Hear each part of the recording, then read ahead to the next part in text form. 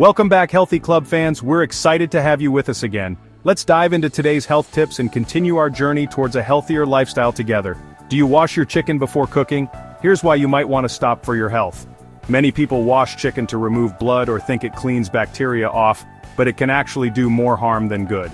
Washing raw chicken spreads bacteria like salmonella and campylobacter around your kitchen through water splashes, contaminating sinks, counters, utensils, and your hands.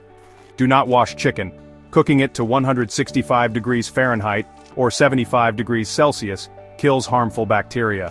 If you choose to wash chicken, use low water pressure to avoid splashing.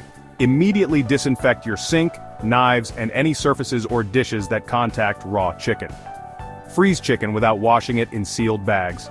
Wash hands after handling and clean surfaces to prevent cross-contamination. Do you wash your chicken, or will you stop now? Comment below, and subscribe for clear, practical health and kitchen safety tips.